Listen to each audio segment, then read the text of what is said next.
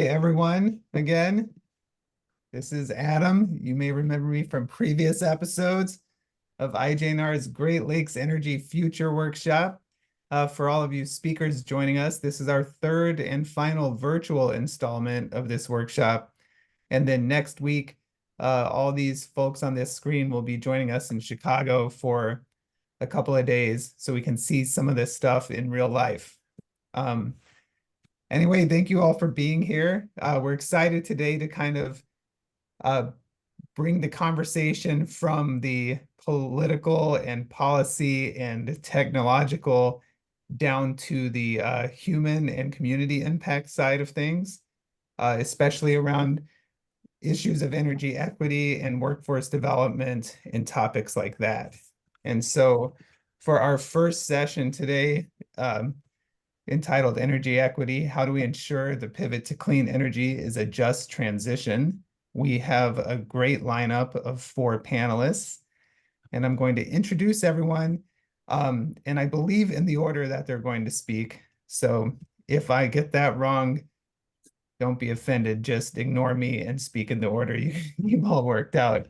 So first up, we have Alessandra Carrion. She's appointed by Governor Whitmer in 2023 as Michigan's first Asian American Public Service Commissioner.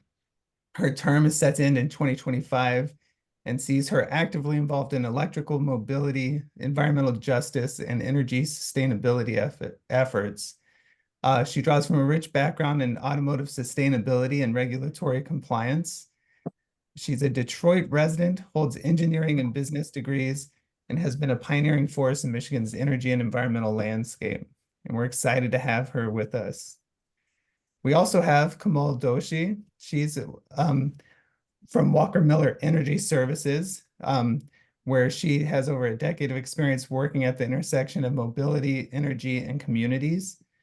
She's currently the Vice President of Beneficial Electrification and Mobility at Walker Miller, where she works to advance clean mobility through managing the deployment of beneficial electrification utility programs, managing installation and maintenance of EV chargers, and advancing research and community engagement in equitable clean mobility. In her career, she's worked extensively on supporting the launch of new programs, building tools, providing strategic consulting, and advancing public-private partnerships to further deploy mobility and energy solutions in the public realm. And then we have Erica Borgren from ComEd. Erica currently serves as Vice President of Customer Solutions at ComEd, where she leads the company's sustainability programs like energy efficiency, demand response, and beneficial electrification. She previously led ComEd's customer channels and communications functions, including media, stakeholder, and employee communications. Erica is a Rhodes Scholar and West Point graduate and a former Army captain who served in Iraq, in the Republic of Korea, and throughout the U.S. Central Command region in the Middle East.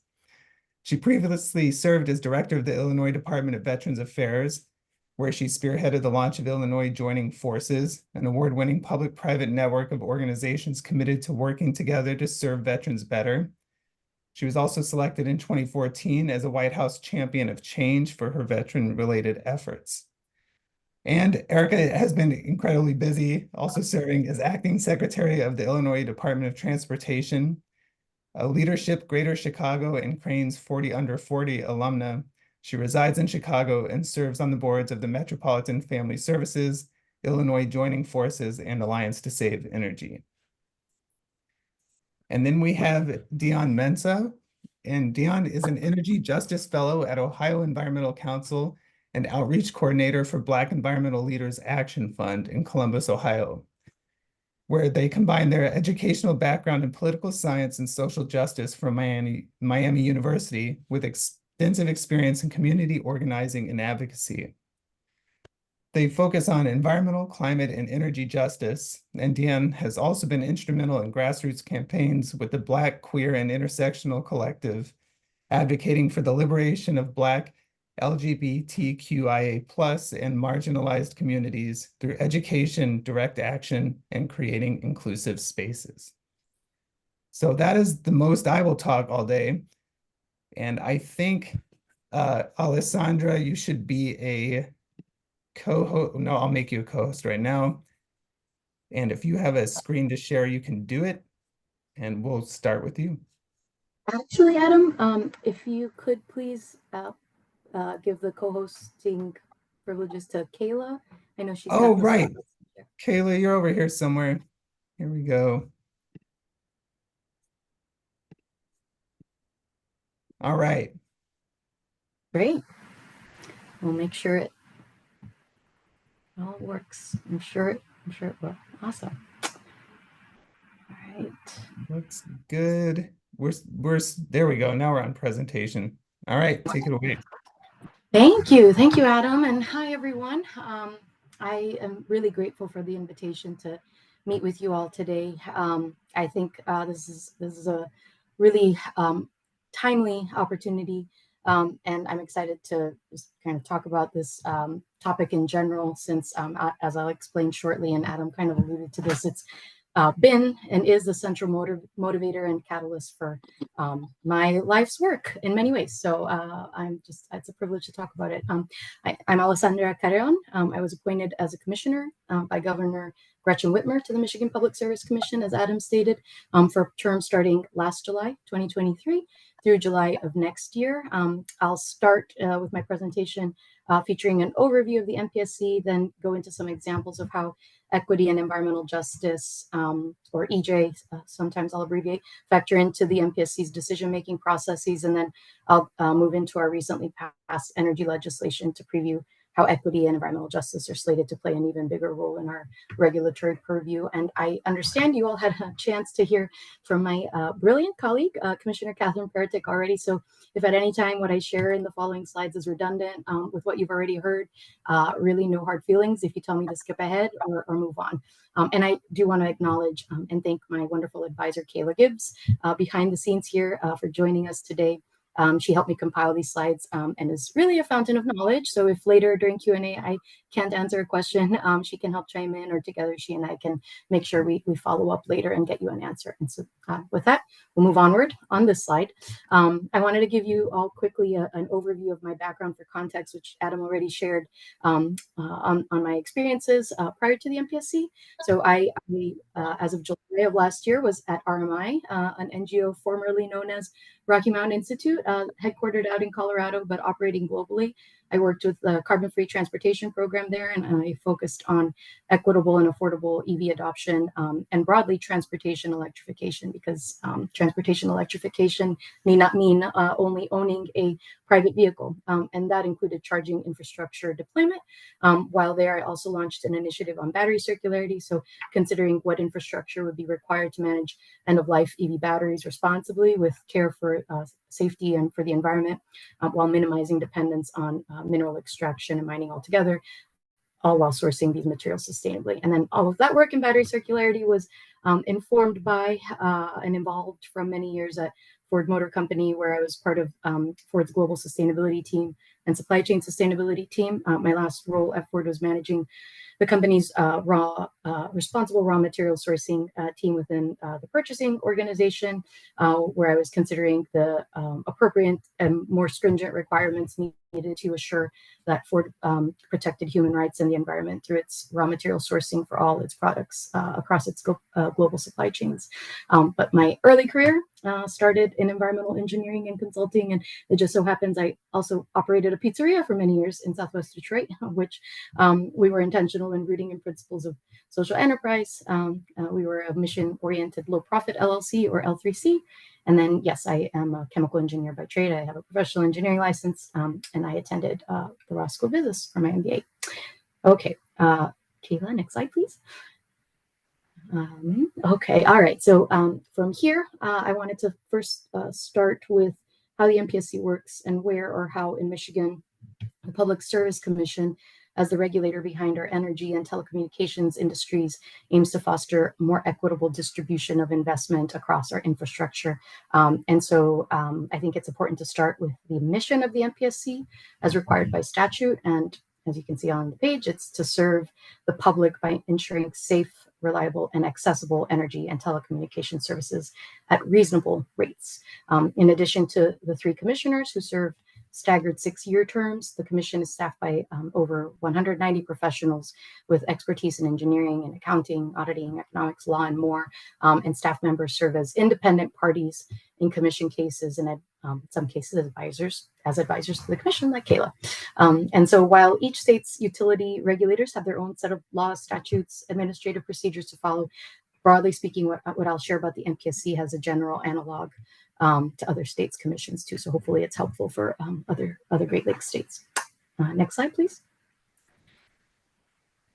The commission only has authority as provided by the legislature over 3 utilities: electricity, natural gas, and telecommunications.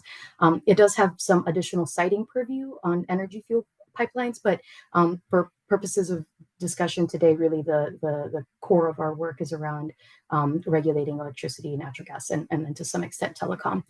We often say we speak through our orders, which the commission issues upon review of newly filed or existing case dockets.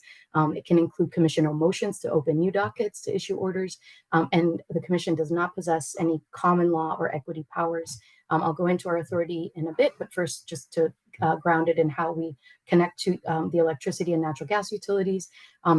Our electric system is comprised of generating plants, transmission lines, and distribution facilities, as you all know. What we regulate is the generation and distribution side of the electric system. And there are 7 privately owned electric utilities or investor-owned utilities, or IOUs, that fall under our regulatory authority. And we work to ensure that these utilities have an adequate supply of electric energy to serve Michigan's homes and businesses in each of their service territories when demand is highest, and approve the rates and conditions of service, which includes metering and billing to residential, commercial, and industrial customers. The transmission side, on the other hand, is regulated by the Federal Energy Regulatory Committee, or FERC. And then just for reference, all electric cooperatives in Michigan are member regulated. We do have some oversight limited to their code of conduct and electric choice rates, service territory designations, service quality and safety standards, but that's really it. And then for municipally owned electric utilities, they're not subject to our regulations at all.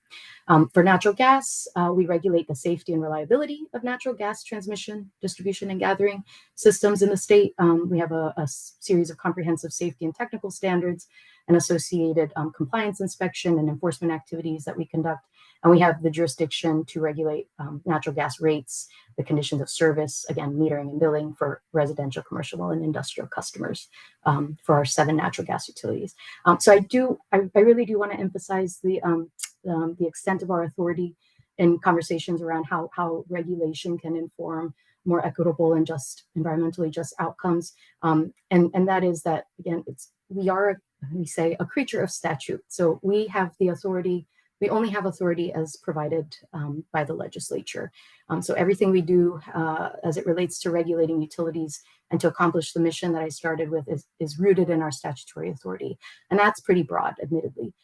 But there has been some guidance from courts that have stepped in and limited that authority in pretty impactful ways for purposes of EJ and equity implications. For instance, this specifically means the commission doesn't have authority to make business management decisions for utilities. We can decide whether expenditures are made in accordance with those management decisions as reasonable or prudent. So whether the expenditures are reasonable and prudent, and we can deny recovery of those expenditures if we deem them not to be, but we can actually make the decisions on behalf of the utility to spend that money. And that's what this Union Carbide case I listed here shows. So again, we're a creature of legislature, as we say, but not everything is in statute. So for example, we're not bound to any single formula for how we set rates, but the rates must be just and reasonable, and that can be subjective. And there's, again, also no specific formula for determining a return on equity for utilities. It must be just, reasonable, and not confiscatory. And all of this work through our contested cases relies on what is available on the case record. So what have interveners testified on the record in order for us to make these decisions. Next slide, please. So I wanted to make sure we grounded our discussion on energy equity on the current resource mix of Michigan's electric grid. This shows the progressive reduction of coal over time. the relative stability of nuclear power generation, and then the increase of a few important resources, namely renewable energy and energy efficiency, and growing at almost the same pace. If we look from 2021 to projected 25 is natural gas. And that's an important aspect to consider in a discussion of renewable energy and energy justice, which, namely the interplay of renewables with the existing supply of fossil fuel-based energy sources that are connected to people's day-to-day lives. And in Michigan, that means the role of natural gas as our primary heating fuel. More than 75% of Michigan households use natural gas for heating. And interestingly, in recent years, the largest increases we see in natural gas usage have occurred in the generation of electricity. And we can juxtapose that against the retirement of coal plants and reduced coal consumption. Next slide, please.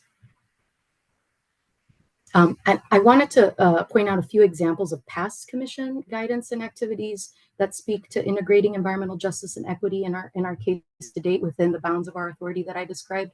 The selection here, and we can make these slides available for everyone, so if you don't remember, you'll have it later. But the selection here focuses on our requirement for utility distribution grid plans to incorporate environmental justice and equity in their filings. The establishment of a work group focused on addressing and supporting energy efficiency measures within low-income households specifically, and then the launch of an Energy Accessibility and Affordability Collaborative, or EAAC, which we ordered during COVID and has progressively evolved to explore additional topics. And we recently ordered to keep this docket and this EAAC active to complete the original charge, looking at shut-off notices and arrearages through the end of this year, with the aim to identify an appropriate way to scale up this effort and integrate methods for the EAAC's work more broadly.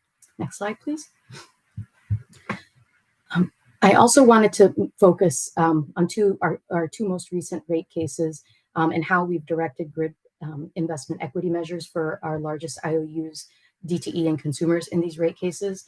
Between the December 1st, 2023 order for DTE and the March 1st, 2024 order for consumers, we required the bullets you see here. So environmental justice and equity analyses that rely on a state tool called My EJ Screen for different levels of EJ score granularity, while requesting the EAAC that I had described in the previous slide to provide guidance on a definition for vulnerable and environmental justice community for standardization across future proceedings.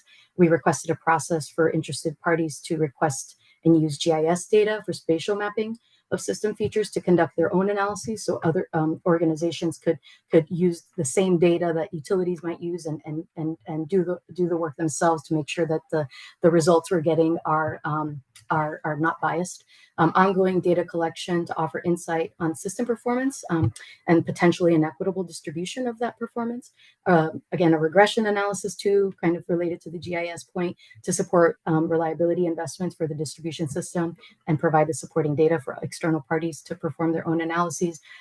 Info on wires down to ensure greater safety by preventing contact with downed wires, evaluating ways to reduce heat-related illnesses and deaths in Michigan with our global warming climate, a pilot to promote the implementation of household energy waste reduction or energy efficiency, solar and battery storage to protect vulnerable customers, and then an ongoing request to consider EJ and equity issues in their next rate cases. And I'll underscore again, all of these very important milestones are thanks to interveners who have filed filed testimony to our case records, and therefore we could make decisions based on what had been proposed to the commission. Next slide, please. Hey, Alessandra. Yes. I just want to make you aware we have about 5 more minutes for this presentation. So I have 5 minutes left. Yeah, people will be getting these slides. So if there's chunks you can gloss over, they can read it later. Okay, thanks. Yep, no problem. Yeah. This. Thank you, Adam. And we can go on straight to the next slide, in fact, because what I wanted to do through the end of my presentation was really just cover where within the new clean energy laws we can anticipate a more formal integration or incorporation of EJ and equity in our work. So these are a series of bills that were passed with the new energy and climate package. There are a number of them that you can see here that affect MPSC activities, and I'll focus on the Clean Energy Standard and EWR. So next slide, please. So the Clean Energy Standard requires that utilities source 100% of their energy from clean sources, and I'll talk about what that means shortly. And we also have a new energy storage target of 2,500 megawatts for IOUs. And what I want to draw your attention to here is new requirements for integrated resource plans, which are required 5, 10, and 15-year forecasts of utility electric grid obligations and their plan to meet those load obligations. And the review process for IRPs has been enhanced to require evidence on GHG emissions, environmental justice and affordability impacts, as well as public health impacts, which means that the Commission can now implement decision criteria specific to those areas. Next slide, please. And I mentioned the clean energy standard and the definition for clean energy. Within the context of the law, this means all energy generated in the state is produced without creating emissions. For existing natural gas operations, they must employ a 90% effective carbon capture and sequestration, or CCS system. New systems must also effectively have 90% effective CCS or meet stringent EPA standards. Michigan Cogeneration Ventures, or MCV, the largest natural gas-fired combined electric and steam energy generating plant in the US, must file a plan to achieve equivalence with the clean energy standard. And in time, the Commission has flexibility for rulemaking to further define clean in the future. Next slide, please. And then I'll end with a quick note on our increased energy waste reduction, or EWR standards. They increase the energy savings year over year for electric and natural gas utilities. And they also require utilities to file efficient electrification plans that outline health and safety benefits and reduce GHG emissions. Notably, the law mandates minimum spend for low income programs, and larger utilities must invest in workforce development, focusing on diversity and recruiting with an emphasis on EJ communities for just transition. And then just a handful of quick slides to the end. Next slide, please, Kayla. I just wanted to make sure that there was an awareness of timing for some of this. Just as an example, IOUs must file their plans by 2025, these new energy optimization plans for the EWR laws. This also requires municipal and cooperative utilities participate in these programs. Like I said, the NPSC has limited authority over regulating these, but this broadens the tent. And then next slide. Do not be alarmed, you will have this slide, so you can always refer back to this later. But I did want to point out, I talked about IRPs and EWR, but there are also opportunities emerging for greater regulation in equity, environmental justice, and labor standards in siting, and additional proceedings to enhance public access to the Commission and optimizing the rate case proceeding process. And my final slide is simply a note that this is just the beginning of our work in clean energy law implementation. So these are a series of ways that public can engage and help inform us on what the appropriate questions need to be for us to answer in regulating for more equitable outcomes. So thank you all. Thanks so much, Alessandra. Appreciate that. And journalists, like she said, you'll be getting copies of these slides and everyone's contact info. So anything you want to follow up on, please do. I think next we have, and we'll have her around for Q&A too. So Kamal, I believe, was next, or Erica? I'll go first, yep. Okay, great. And you've been made a co-host, so if you have something to share, yes, go for it. Share my screen, so let me know when you guys can see it. And I'm going to move this. Okay, let me know. Can you guys see it? I can see it, but it's not in presentation. I'm seeing all your slides and everything.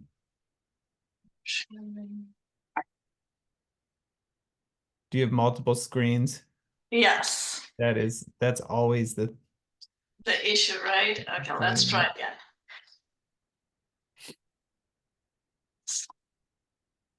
Now we got it. Perfect. Got it? Great. Yep. Awesome. Well, thank you everyone for having me. Like mentioned in my introduction, I'm Komal Doshi. I am the VP of Beneficial Electrification and Mobility here at Walker Miller Energy Services. Walker Miller Energy Services is a nearly 24-year-old company that's headquartered in Detroit, Michigan.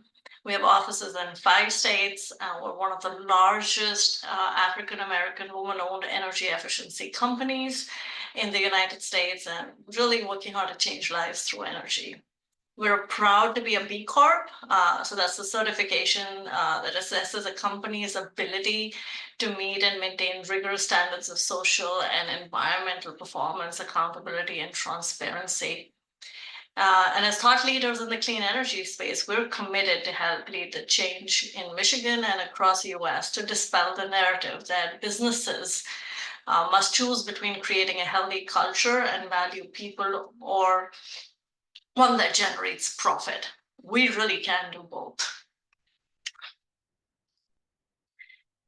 And so this is our amazing founder and CEO, Carla Walker-Miller. And so channeling what she says, our commitment to empower people and enrich community means that we must do more than just talk about equity. We budget for equity and thoughtfully and intentionally every front.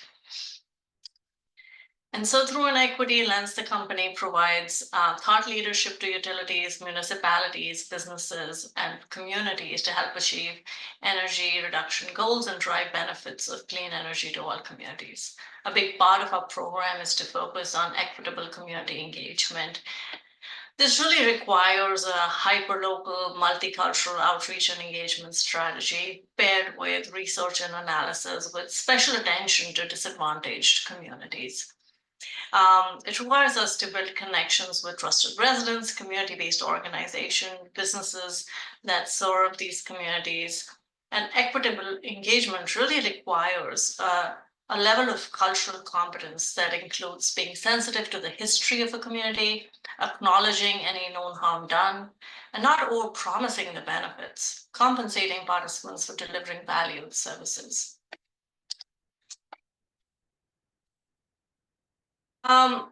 We successfully reach harder to engage communities because we make the effort to first listen and then identify the best participation path.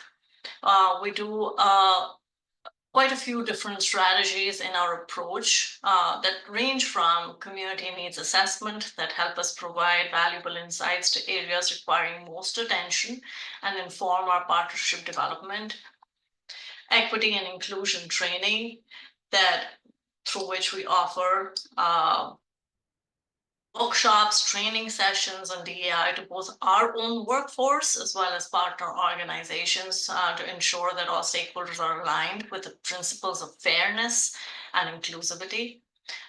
Develop a service provider network that creates pathways for underrepresented contractors to gain value and experience and expand their businesses within utility sector. Facilitate resource sharing, knowledge exchange, and mutual support through a partnership ecosystem, and foster positive relationships between partners and communities through our community engagement metrics initiatives. So here are some programs that we are currently doing. Our energy advisors provide home energy assessments for DTE customers residing in single-family homes and multifamily units. So upon performing a home energy assessment, our energy advisors implement valuable installations around the home to assist customers with reducing energy usage and saving on energy costs. We provide critical information, education, and aid customers on their continued journey on energy efficiency. We share additional resources with them to make them really understand how their home can be more energy efficient and comfortable. In Ann Arbor, we provide free home decarbonization assessments on behalf of the city to facilitate personal action towards energy efficiency and electrification. So this program plays an integral role in the city of Ann Arbor's A20 plan. We also manage a portfolio with Ameren, Illinois, again, working closely with residential and business customers on saving money and lowering the emissions. I mentioned a lot of different strategies, but one particular program I want to highlight is our PICO Ambassador program. We manage this program, and it's by really working with nonprofit organizations to train adults with developmental disabilities to serve as ambassadors for PECO's energy efficiency initiatives. The program has successfully trained and graduated 27 individuals from 14 nonprofits throughout PECO's service territory. We compensate participants for their time with a stipend, and it's really been a great value add in the community, but something that has given a lot of joy to the team working through this initiative. We also work on workforce development training. As I mentioned, a big goal of the organization is to create and engage a more diverse workforce in the energy industry, provide career pathways to individuals. And we have done that through providing paid training incubator programs, both classroom and on-the-job experience, providing professional guidance in energy career development, and placing them directly into diverse and inclusive recruitment networks of contractors handling local energy efficiency work. I was brought onto the team about 15 months ago to focus really on clean mobility. So like that's where a lot of my time goes. And again, this is a part of that clean energy journey, focusing on mobility. It's our part of our commitment to ensure that we are continuing to engage historically excluded communities and ensure equitable access to folks. We do many different things under our mobility vertical. We provide mobility research to communities and utilities. We manage transportation electrification rebate programs for utilities.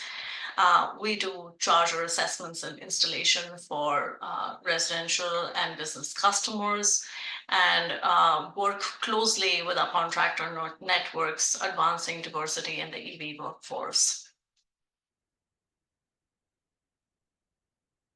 Things that I wanted to highlight about our equitable mobility work, research work.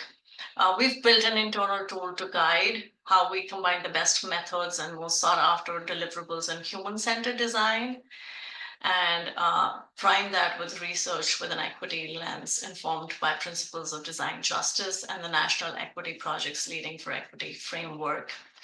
Our goal really is to create tools and methodologies that can help us engage communities, really foster human-centered design by building empathy, creating ideas with the community, and then prototyping and testing these solutions with them to support the rollout of solutions that really benefit their needs and help achieve their goals. How we do this, we blend in a few key principles that we want to focus on, and those are awareness and access, ensuring targeted benefits, incorporating equitable engagement to create meaningful participation experiences for our communities, and really a robust community-centered journey where program participation is representative of the underserved communities within the focus of the location where these solutions are being built. So these principles not only guide our work, we've developed a checklist that, an equity evaluation framework checklist that we can use to evaluate external programs as well on performance against these principles that we feel really drive equitable participation. As you can see, we're very passionate about this work, and as an organization, we are touching many different realms of energy equity deployment. It is with great honor that I share that we are the implementation contractor for ComEd's transportation electrification portfolio within their beneficial electrification plan. This is a very important plan for Illinois and for the country, as the initiative offers highest rebates and reserves more than 50% of its funds for equity-eligible communities through new and targeted incentives focused on residential customers, business, and public sector customers. So I'd like to invite, or pass the mic, I would say, to Erica Borgren, the Vice President of Customer Solutions at ComEd, to share more about the plan and the work we're doing there together. Thanks, Kamal. Am I gonna be able to push or do I need to be given access here too? I believe that you are a co-host, Let's give it a shot but here. let's see. Oof. I All have right, an we're option about to reveal my complete lack of Zoom ability here. We are a Teams. Give me 1 second. Okay, yeah. Down at the bottom in the center, there should be a little box with an arrow that says share screen. All I right. have it. I Yeah. think I've got it. You can confirm for me, and then once you're seeing it, I can put it into full view mode. Yeah, we see Yep. it. So if you Perfect. hit slide. Thanks, Adam. Look at that, flex it on the fly. All right, so, and now you're seeing the full screen view. Could you confirm? No. yet. Not yet. Yes, you're good, Kamal? No, Oh, we're it still disappeared? So how did you fix that problem, Kamal? Because I believed myself to be like, it's very much full screen for me. How did you, and I have a multiple screen issue. sharing and then shared after I'd gone into full screen mode. All right, let me stop sharing.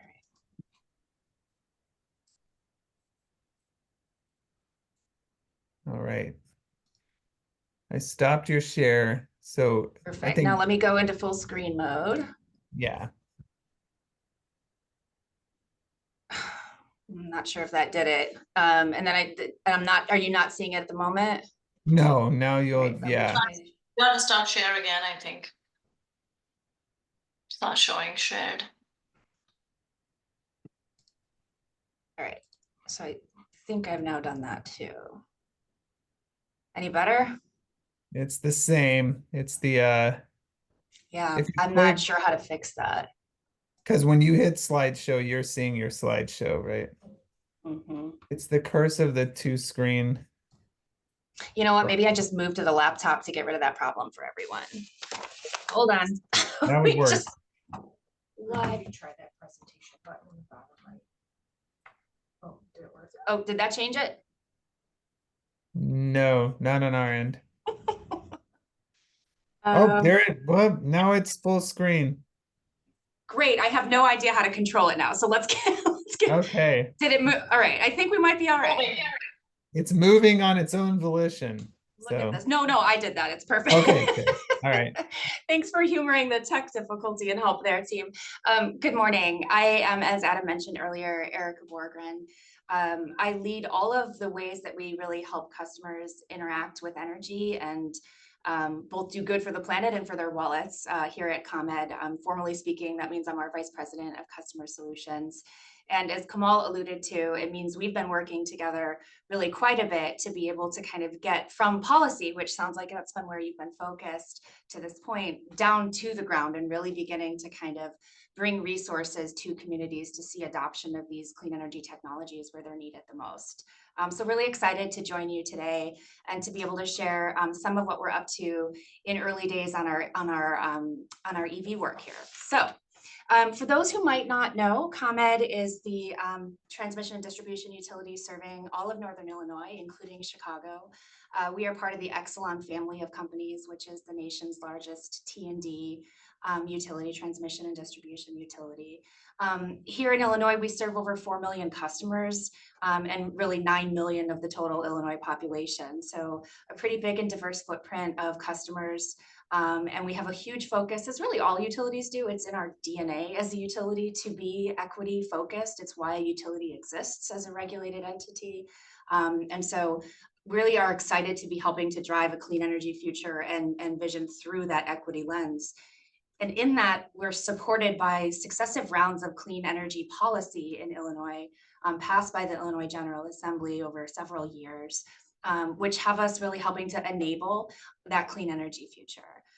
The most recent round of clean energy legislation in Illinois is the Climate and Equitable Jobs Act, which really has Illinois on the path toward 100% clean energy, in large part through continued expansion of solar resources.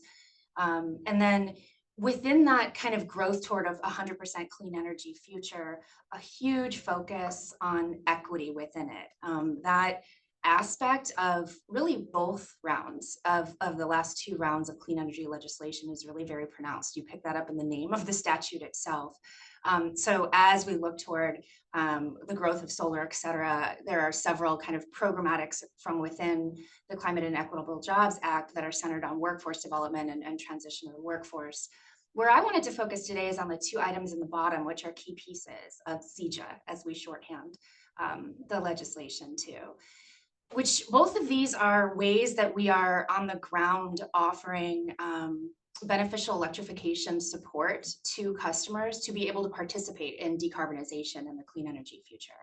And so there are two ways that CJA has done that. One is in expanding the energy efficiency kind of portfolio of offerings that ComEd has offered at this point for well over a decade. We're proud to have created to this point more than $8 billion in customer savings from our energy efficiency programs.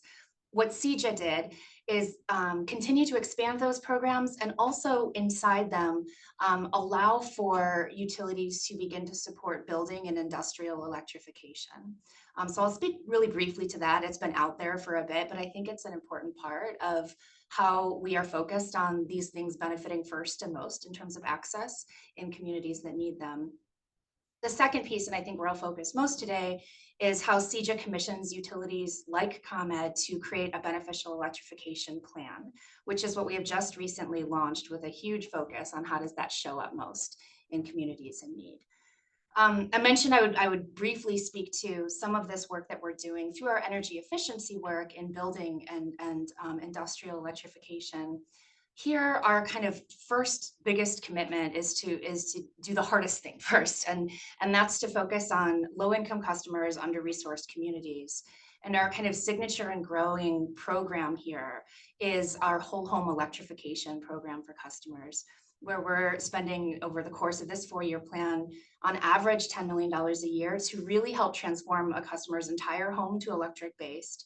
Across the kind of 4 main sources of that in the home. So putting in air source heat pumps, heat pump water heaters, the cooking appliances, and as needed, dryers, panel upgrades, doing that in concert with weatherization so that the economics of this work such that customers save.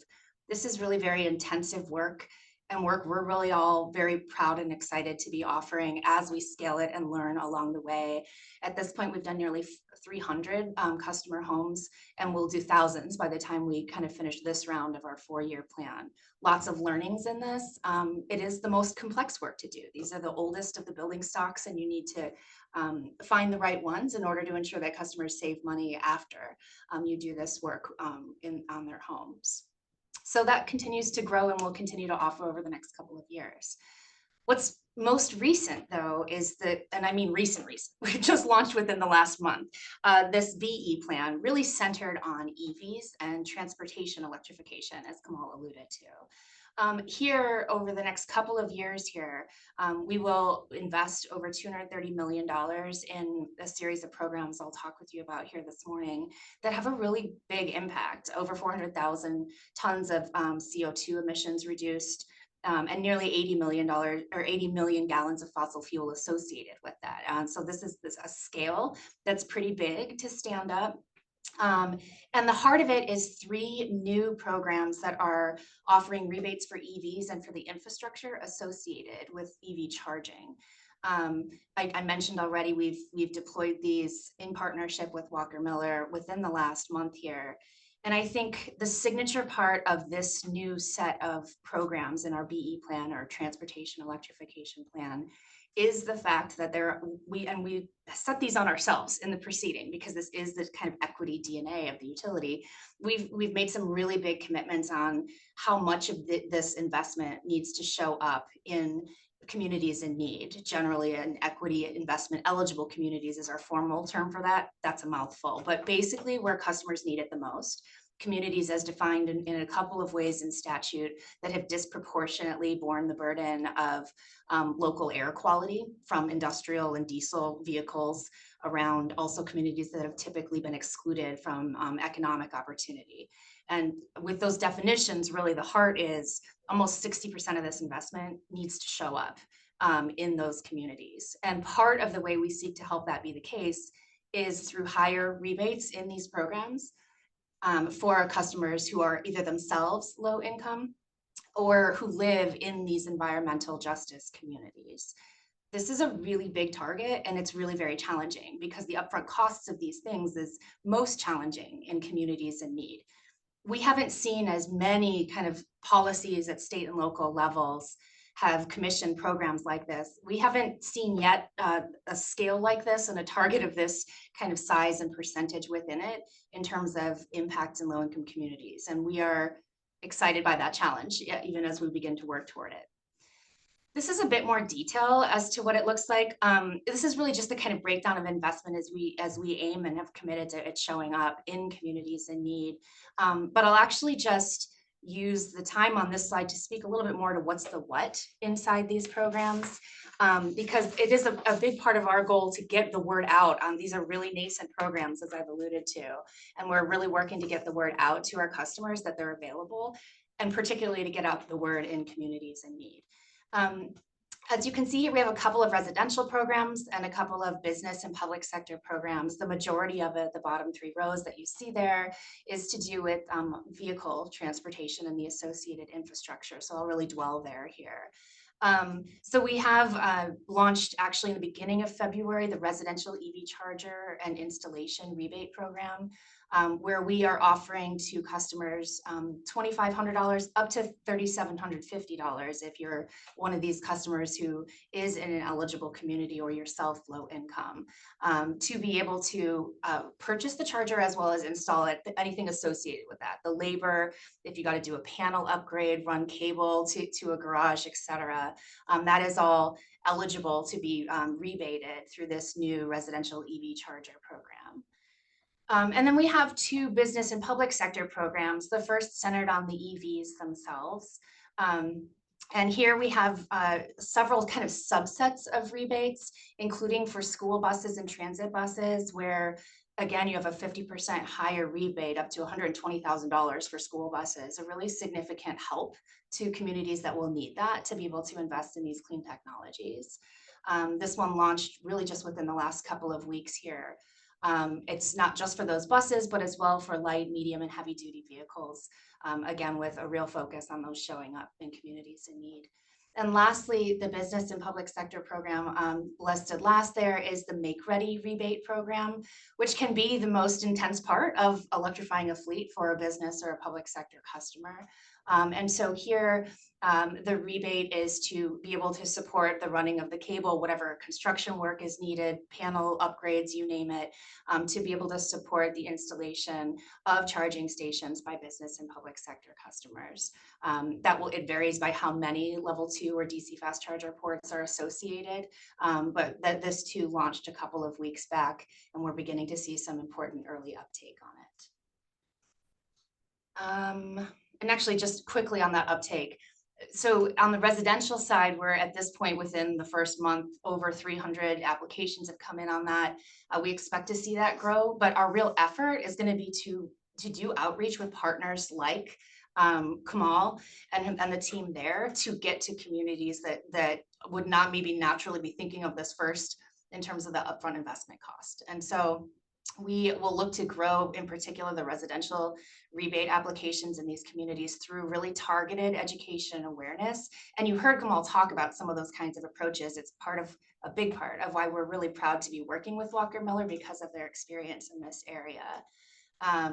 And then there are some complementary aspects inside what we're deploying, not just these rebate programs, but pilot programs specifically directed inside our BE plan that I have mentioned, which aim to pilot in order to kind of create the next round of how do we help in communities in need. And so we're working toward a ride share pilot as well as air quality mapping, both of which are very centered on equity investment in the future and successive rounds of the BE plan. Lastly here, and I think this can be the last slide because it's really just a summary slide after this, is the focus that we have, the legislation itself does, CEJA, and we within our BE plan delivery have it as well on workforce equity. How is it that as the rebates flow to customers in need, that they flow in ways and through businesses that look like, reflect, serve, and live in those communities? This has been a huge focus within energy efficiency for us. And so we kind of take that expertise and that focus, historic work with partners like Walker Miller in it, and we'll be deploying that kind of same mindset as we here in the next month or two begin to certify a BE service provider installer network. So those who install the charging stations, eventually the dealers, electricians, et cetera, who help customers actually do this work, and helping to certify them so that they can offer that rebate to customers, be listed on our site as providers, et cetera. As we stand up that network, making sure that we are reaching into through trusted partners with community organizations, communities in need, to find those businesses to certify and bring into the network is our first and foremost focus. I mentioned the last slide is just a summary, a couple of links here, which you'll receive when we distribute the slides later. The only new info on here, and I think it's hopefully something you'll take a look at and explore later, is the link to the EV toolkit that we have available for customers. When we think of like what are the barriers for customers really of all kinds, but certainly no differently in communities in need to actually take advantage of these programs, it's generally awareness. These things happen when a need arises, a customer makes a purchase. And if there is not a general awareness before that moment of need happens, something might be an option for me, a heat pump or an EV that perhaps I wouldn't have thought of. We're really working to get that word out. And then when that awareness is there, things like our EV toolkit help advise customers very specifically in light of your usage, your rates, your routes to work and back, et cetera. What would an EV mean for you? And really helping to inform decision-making on customers' parts. And so that's what's linked here at the end in the EV toolkit. I think that'll wrap me up from a formal perspective, Adam, and I'll be here for Q&A as well. Thanks, Erica. All right. So Dion, do you want to try sharing slides, or should I just do it on my end? You're taking my lesson learned, Adam? Well, she's having some internet connectivity problems, so. Yeah, it would be great if you would be able to share for me. I'm actually gonna try to present from my phone, so I'm so sorry, y'all. That's here. all right. We can do this. That would help a lot. Okay. Dion, take it away, and I'm going to, oh, and of course it pops up. There we go. So hopefully everyone can see their slides. Yep, I can see. Looks good. Okay. You just tell me when and I'll click. Okay, thank you. I'll let you know. And apologies if I talk over you or if I get glitchy, you can just stop me, anything, all the things. We'll make it work. Well, good morning, everybody. My name is Dion Mensa. I'm presenting with the Black Environmental Leaders Action Fund. And we can go on to the next slide, actually. Yeah, so I'm based in Columbus, Ohio, calling in from Portland, Oregon today.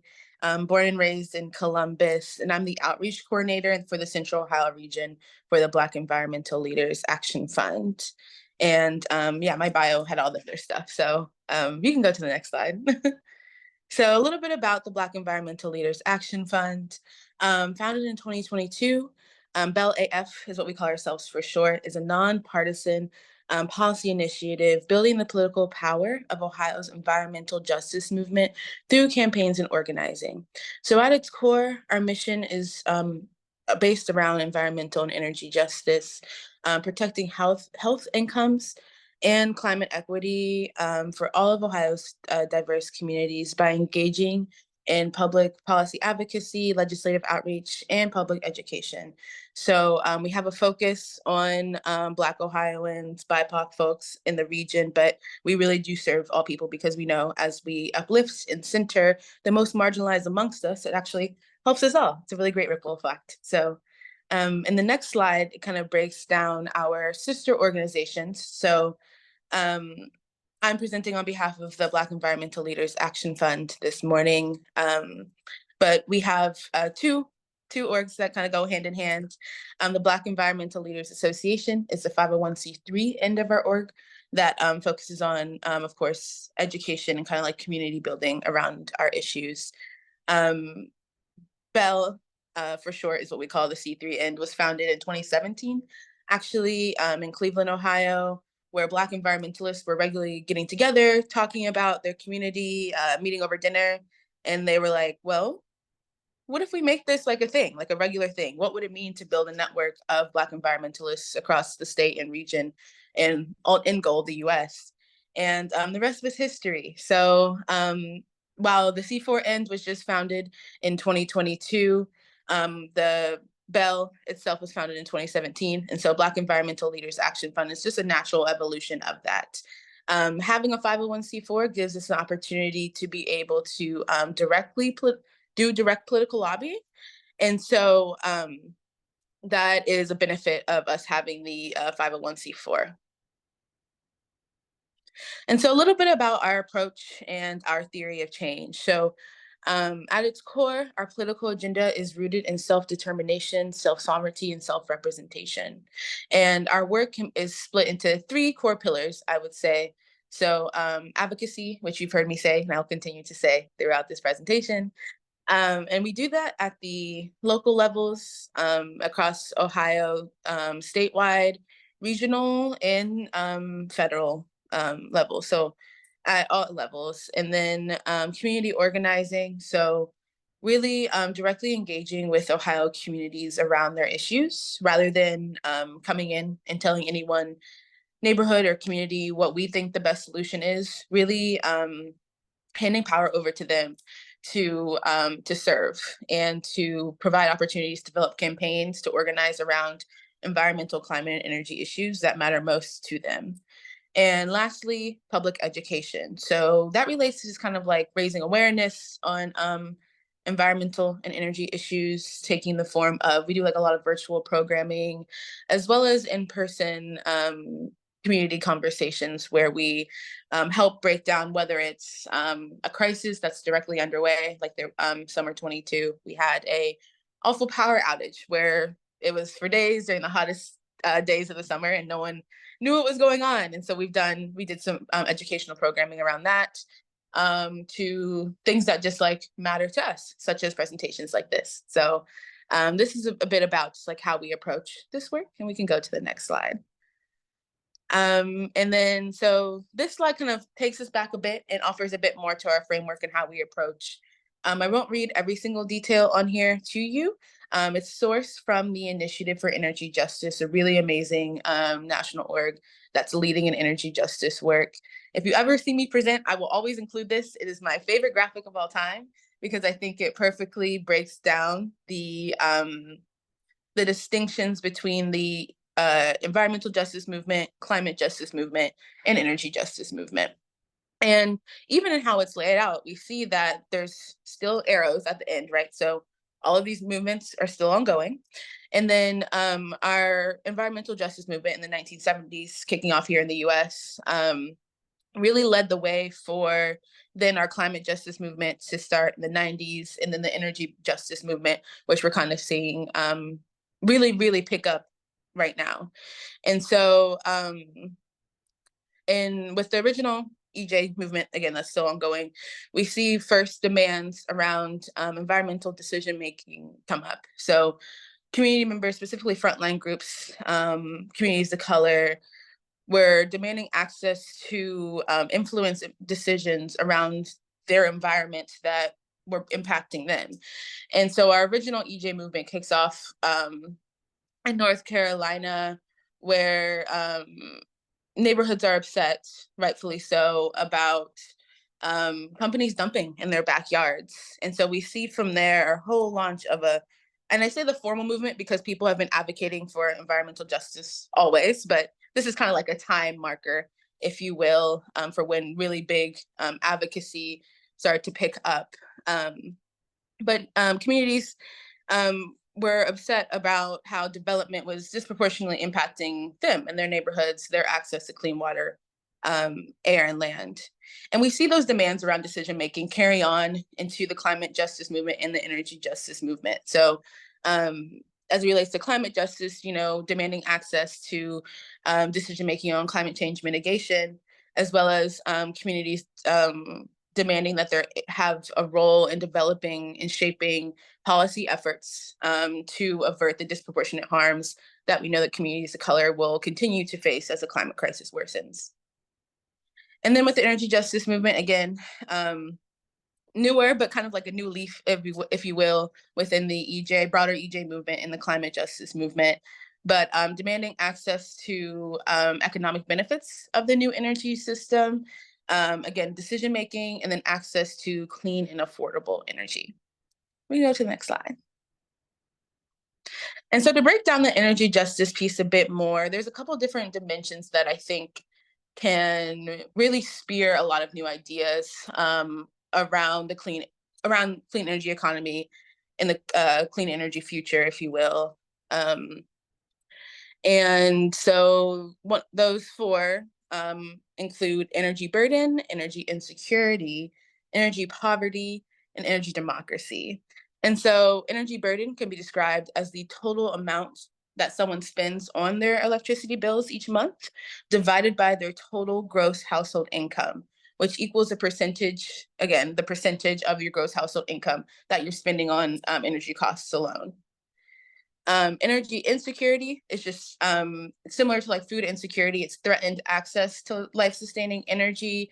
So we know that households sometimes have to choose between like putting food on the table or paying an electric bill. And sometimes that electric bill has to be postponed because you have to eat, right? So as households grapple with just trying to meet their basic needs, and having to weigh their access to electricity and energy, we see that as energy insecurity.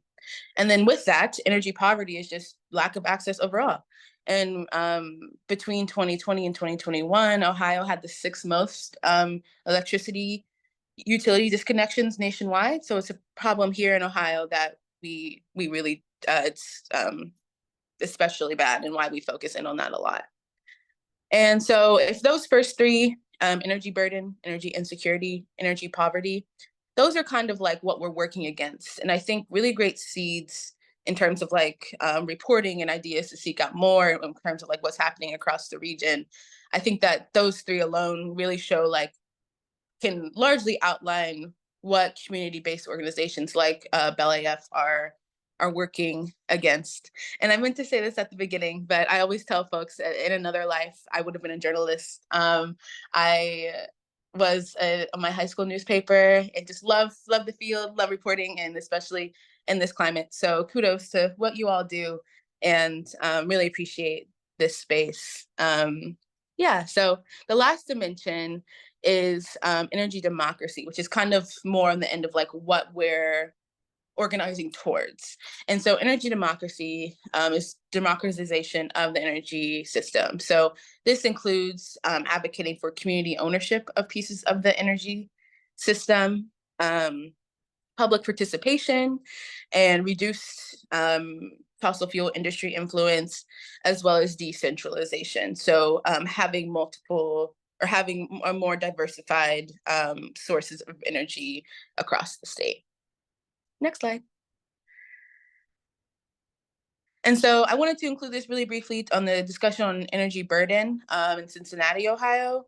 Cincinnati has the 9th largest energy burden in the US across all the 48 metro statistical areas. And so once you all have access to this slide deck, I have all the research cited in the notes so you can dive deeper into this. But this map on the left shows energy burden by neighborhood across the city of Cincinnati. And you'll see in the darker red areas where it's the highest. And then this map on the right speaks to life expectancy across the city of Cincinnati. And so, of course, a lot of different things can influence life expectancy, right? But it's no surprise that in the darker areas, if I had my mouse, I would circle. But in the darker areas right around the river, yeah, thank you. And up there are the same dark areas we see in the life expectancy map. So I include this just to say that access to energy and energy justice it's an intersectional issue and has a direct influence to community well-being, safety, and just overall quality of life. And this goes without being said, but it's critical that environmental and climate work prioritizes energy justice as we move away from dependence on fossil fuels and towards a sustainable clean energy economy. And we have a really, really amazing once-in-a-lifetime opportunity in Ohio, yes, but across the Midwest region to act to alleviate the impacts of climate change and transition toward a clean energy future through bold, forward-looking energy solutions that build a just, sustainable future for all. Ohio is the sixth largest, has the sixth most greenhouse gas emissions out of any state, more than a lot of countries. And so I take this work in Ohio very seriously because I look to the different states, Illinois and Michigan represented, that are taking really great strides.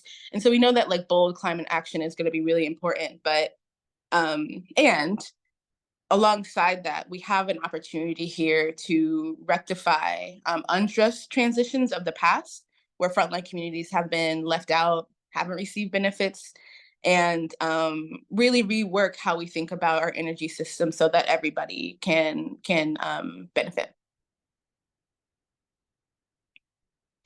And so this is a just transition framework provided by the Climate Justice Alliance and Movement Generation.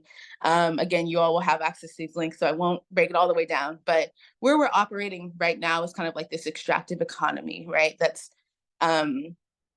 focused on consumerism, colonial mindset, enclosing wealth and power, militarism, and extraction. And it's kind of like operates through exploitation. So what we do at BELIF, we advocate for stopping this through solutions that are visionary and oppositional and building our new regenerative economy. And part of stopping what's currently underway, it necessitates divesting from these power structures. And so we'll talk a little bit more about that values filter you see at the bottom, but we want to invest in community power. So deep democracy, ecological and social well-being, regeneration, and a worldview that's focused on being caring for community care, I'll say, and sacredness, and recognizing just indigenous knowledge and ownership of the land. And we see that moving through cooperation. So definitely recommend diving into this resource provided by the Climate Justice Alliance, but it shows kind of on a way broader scale, like why the just transition is so important in this moment and how it relates to our overall extractive economy. And so this is that bottom part that talked about the values filter, but a just transition has to include having frontline communities being centered, prioritized in leadership and decision-making, and receiving the most benefits from the transition. So namely Black communities, Indigenous communities, Asian and Pacific Islander folks, disabled folks, rural and urban, and poor and low income communities taking the forefront. A just transition should also include community ownership of the energy system and self-determination, so allowing communities to be able to make decisions on their own behalf. A really important piece that I think gets overlooked is support for our rural communities and communities that have long depended on the fossil fuel industry, because that's just the fact of the matter. And so as we kind of like move away from that and bring in more clean energy industry, we know that like support and resources are going to need to be available for communities, and we can't just leave them high and dry without support as they move away from something that's historically supported them and their community one way or another. And I think part of that is advocating for workers' rights. I think embedding workers' rights within the climate and energy justice movement is going to be pivotal in facilitating a just transition and ensuring that we're really respecting and uplifting just the workers who bring all of this to life and making sure that they are treated fairly. Having bold measures, again, to reduce carbon emissions, decentralize wealth and power, and creating new infrastructures of care and resiliency to support communities that are made vulnerable to climate change. And so I'll close off with talking about a bit of our work on these issues. So we kind of do like an inside and outside game approach. So by inside, we mean within our current governmental structures. So that includes engaging elected officials and regulators. With our 501c4, we have the capacity to lobby at the Ohio State House. We meet with commissioners at our Public Utilities Commission of Ohio to encourage them to embed DEIJ values into their work. We do public comment on regulatory cases, and we'll be launching our political endorsements process this year. That's more of like within our current power structures. And then the outside game that we do is more focused on building community-led political power.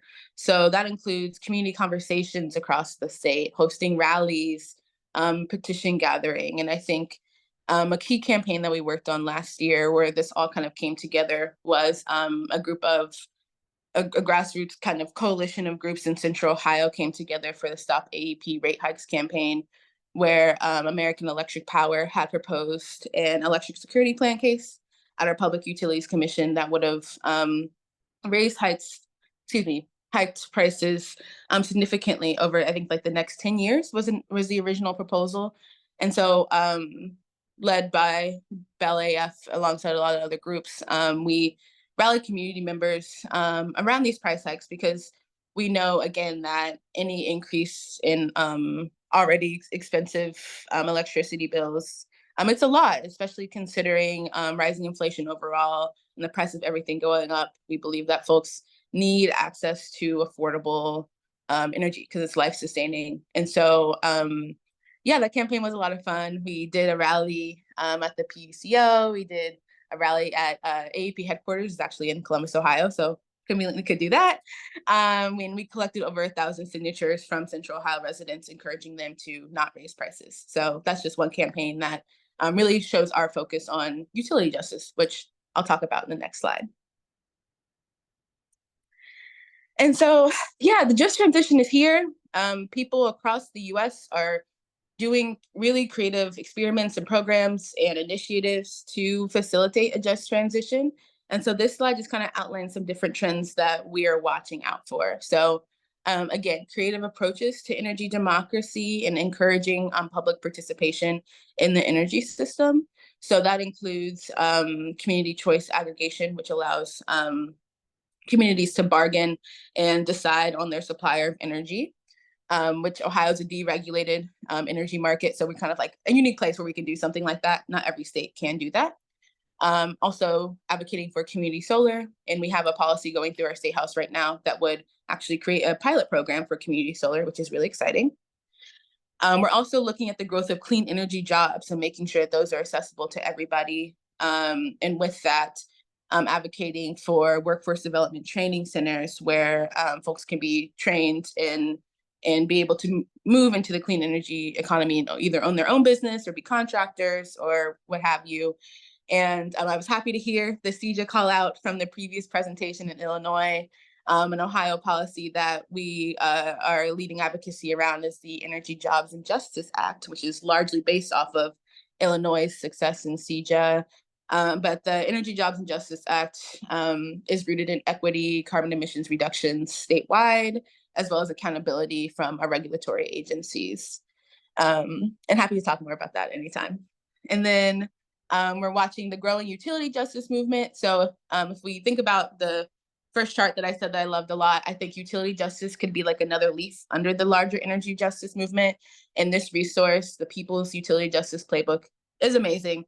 But broadly, utility justice just, again, demands that individuals have a say in their utilities. And we know that a lot of corporatized utility companies have historically been more beholden to their shareholders as opposed to like communities. And so utility justice aims to confront that and to reimagine what our utility systems can be.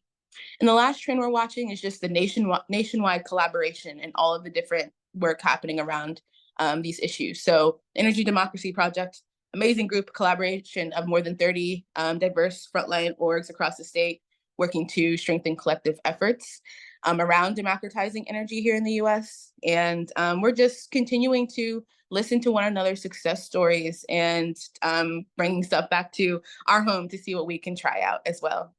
And the next slide is my last one. It's just ending off on a quote that I love from a book called Revolutionary Power, An Activist's Guide to the Energy Transition.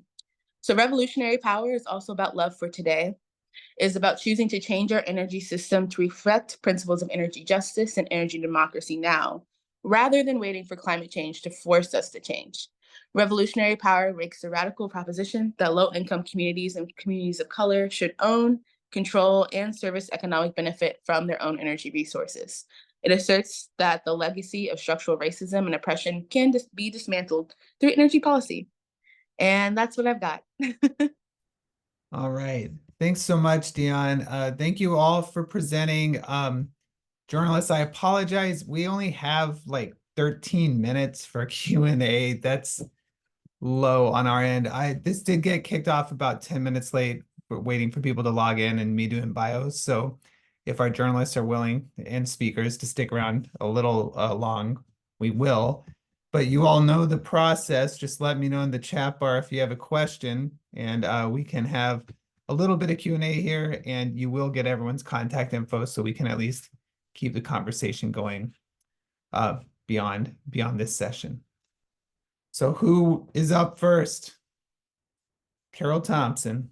Hi, everyone. Thank you for the time. I'm sure my fellow journalists are getting sick of this question, but I would like to hear from the speakers, anyone who cares to answer, what are the challenges standing in the way of your work in achieving that just transition to renewable electricity?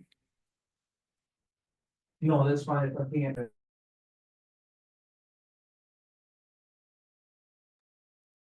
Someone has to go first. So if you have an idea, just wade right in. Go to the computer and extract it. Go ahead and send it to me. I'll see if I can't do anything with it. then I'll Yes, go so I and can take the find it. first crack.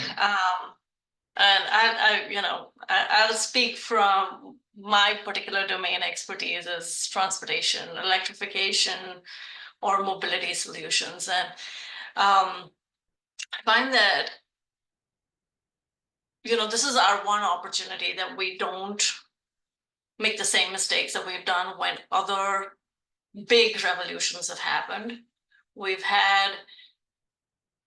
seen that there's been a digital divide. We want to make sure we don't do an energy divide. And we want to make sure that some of the mistakes we made when we thought of expanding transportation access, when we think of transportation electrification or cleaning our transportation systems, we don't continue to do that.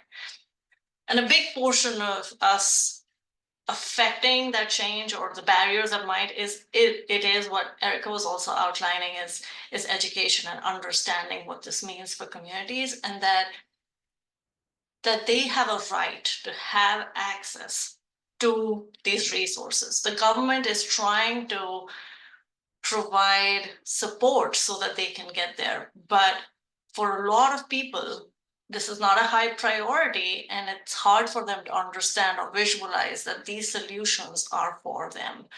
So, the onus is on all of us, is like, how do we get them to see the value in participating, in getting access to energy efficiency, resources, getting access to transportation electrification resources. These cleaner solutions will really benefit their communities, and they need to have access to this. And on the counter side, you see, there's millions being pumped by corporate companies that are spreading different messages to them, especially in transportation electrification. There might be a lot of already decades of visualization that people associate with certain modes of transportation and how they get around. We have to counter that. And so that will take time. And, it's also taking time for the technology to mature so that it's affordable for everyone. So, we're shifting many different aspects of this journey, access to the product themselves, access to resources that can enable the shift in this infrastructure, and then understanding of what this can mean to me outside of just, when we talk about decarbonization, clean health, better air quality, all these are benefits that people really have to understand. I can chime in with really, I think, very complimentary thoughts, perhaps no surprise to what Kamal just shared. I think picking up where you ended on, like, what does it mean to me? Even customers who, and customers in all communities, there are many who do want to have a decarb environmental impact. They feel climate change too, right? But all customers do put cost first. And what does it mean for me is, in many cases, a dollars and cents. What actually would this mean for me? Not the kind of big picture talking points on how EVs can work and the environmental impact. And so when I think kind of writ large, not just in low-income communities or where we really want these programs to show up most. Writ large, the challenge is helping customers to understand what could it mean for me. So things like the EV toolkit with its calculators that I mentioned earlier and that are linked in my presentation, where it gets real to you so you can decision make, are really key. Heck, when I purchased my own EV, I went to that calculator because I didn't know what it would mean for me. So I think helping it to get from high level policy you hear about, oh, I hear there are rebates, to what does the day in, day out, what's the bottom line financial impact, is I think a barrier that we're all working to address. It's also kind of a noisy ecosystem now, which is a great problem to have, with so many federal funds flowing through IRA and the IIJA, state incentives, such as what we're administering or at least pursuing through state legislation. There are muni programs here and there. It can be hard for a customer to understand what's first, next, later, how does it all come together? So really working to create that coherence as a customer is actually asking the question is a big piece of that customer, I think, upfront barrier of really understanding that. And then when you kind of double click into another point that Kamal raised, that upfront cost barrier is perhaps nowhere more pronounced than in underserved communities. And so, you know, we have structured ourselves around that barrier in terms of higher rebates, et cetera, outreaching there first, but it's still absolutely a barrier. And it's augmented, I think, by the fact that in these communities, so often there's this kind of split incentive issue where a customer might like to take advantage of something, but they don't own the house that might need the heat pump. They're renting. Similarly, they might not be purchasing an EV. Maybe they're going to lease an EV. And so trying to design programs and policies that enable addressing that issue is key, I think.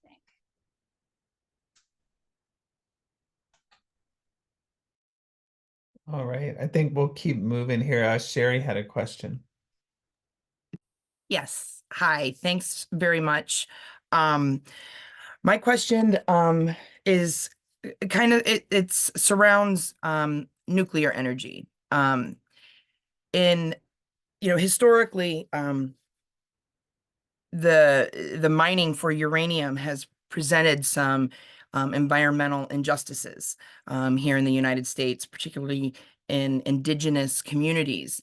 And here as we're facing kind of this intersecting climate and energy crises, nuclear is getting a lot of attention.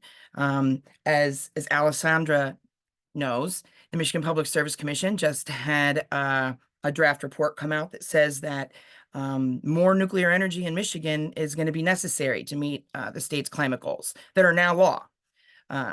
So how do we navigate that? Because it says that, you know, I've been told that it's incredibly important that we not rely on sourcing this fuel from China and Russia. So how do we do more nuclear without harming Native communities or sourcing the fuel from, you know, turbulent parts of the planet?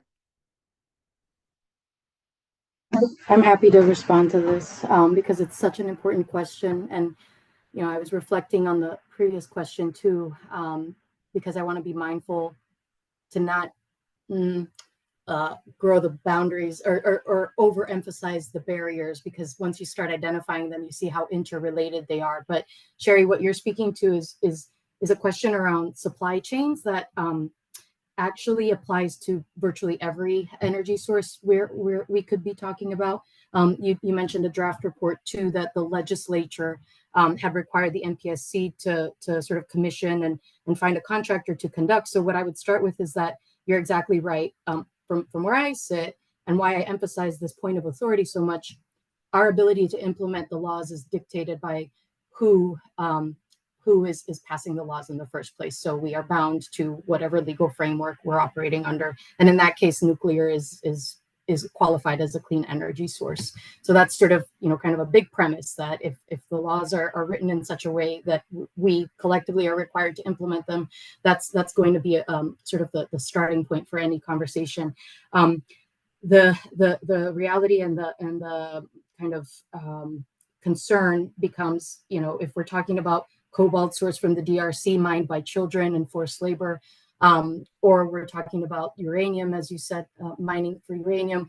I mean, virtually every single supply chain is intertwined, and it's something that I spent a lot of time looking at, and why I also in my discussion earlier tried to emphasize the point of data and knowing who has access to data to make their own assessments, because it's very easy to call something responsible or sustainable by a definition invented by someone. So I guess what I would say here is it is a challenge to think about, but it's really important that we have clarity around what we call responsible to begin with, because you mentioned China, Russia. I mean, again, our battery materials, our battery processing are also dependent on foreign countries outside of the US. And frankly, we can't do all of it ourselves in the US. We can't do anything by ourselves. I don't know that that's going to be a gratifying answer, but it's really just to say, I don't think it's limited to nuclear. I think that it's important that we kind of have an understanding of the laws that we're all needing to abide by, and that probably the best, and one of the things that I think Dion did a great job indicating is that if we can kind of start locally and build on local resilience and local economies, and then try to think about how it connects globally, like we'll have more success than trying to take and extract from far away and then figure out how to make it, a part of our day-to-day lives. So I just kind of want to offer that, for better or worse, it's ubiquitous in every energy source we can think of. Thank you. Mm-hmm. Thanks, Alessandra. Did anybody else have a thought about that question? Happy to keep going. Okay. Kyle.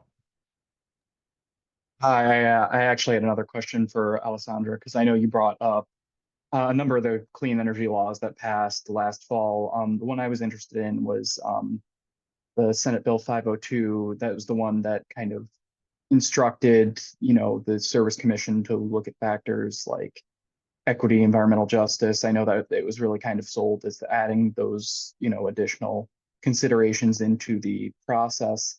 I was just wondering if you had any thoughts as far as, what this policy does to kind of move the needle, look at, the advancing, these different aspects and, kind of improving equity as we go on forward on an energy transition. Obviously, the commission speaks through its orders and things like that. So I was just wondering if this adds any additional discretion or if it really works to move the needle there in any way. I think it does, but I do want to be careful in that, exactly as you said, there's sort of a place where it's assigned to have influence over the decision, and that's the integrated resource plans. And these are long-term plans for utilities. Like I said, to think about over the next 5, 10, 15 years, how are you going to meet anticipated load?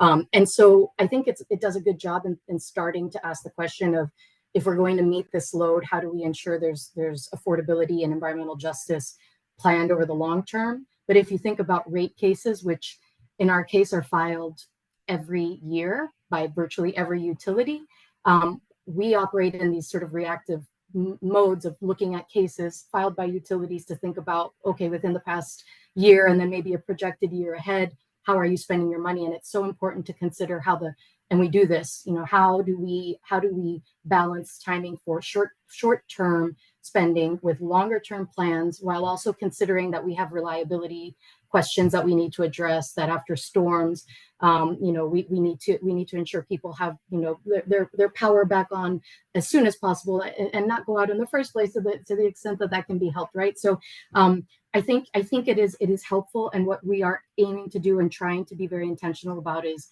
okay, this is where we have the authority to make decisions. What is transferable elsewhere within our own purview that we can, kind of naturally ensure lends itself to other decision-making processes. And again, this is where our orders, I think, make a difference, and why I pointed out the grid equity aspects too, and that every case can matter if there are interveners that propose these, important, expert testimony to the case. All right, thanks, Alessandra. So, okay, we have time for one last question. Luann, maybe you can pick one of the two to go with. Yeah, one of my questions is for Erica, so she's gone. So Okay, so I'll there have you one go. now. Yeah, so I was curious about related to electric vehicle accessibility. I think the secondhand market is going to become really big, and I was just talking with somebody that an Uber driver that has an electric vehicle that she bought her car secondhand, and it had all kinds of battery issues that she was not aware of. And so I was curious how that market is going to be regulated, or how maybe this is a question for Kamal, how groups like yours might help people to become aware of issues with secondhand vehicles and provide education and outreach to make things more affordable, but also actually useful to people. Yeah, thank you for that question. And I think that that's really important. Yeah, the market is slightly different when we come to secondhand EVs. And you're right, there's a big role to be played in both education, and right now there is a gap in, or maybe there's just not enough inventory for us to really say, okay, this is how we will regulate this market segment, so to speak. We do know that, 10 years, within 10 years, the battery life, degrades over a period of time, and there's some way for us to track that. But I totally agree. I think that this is both a great way to increase the reach of penetration in the EV market, is the used vehicle market. And so any education, research, and there are many groups doing extensive research around EV used car market to be able to provide those insights so that we can have a better understanding of what this is going to look like. How do we ensure that customers can self-assess what is the value of the car that they are actually buying, and what might be some recent upgrades that they would have to do if they purchased a secondhand EV, and how many. We know that for ICE engines and for vehicles, that is very much a developed market, and there is very developed tracking. There are third-party companies providing that. We will see that level of maturity definitely entering the EV market as well. Thanks, Kamal. And sorry to do this, everybody. I have to wrap up our Q&A because we have something starting in 25 minutes, and I want you all to get a break because we do have our solar technician joining us on their lunch break. So we have to hit that 12 o'clock start time. That's 12 Central for everyone doing the time zone math. Thank you, Kamal and Erica and Alessandra and Dion. This is your IJNR sitting ovation. Somebody might have a standing desk, I don't know. But we really appreciate your time. We couldn't do what we do without folks like you showing up and sharing some of your stories with us and your expertise, and it's much appreciated. And like I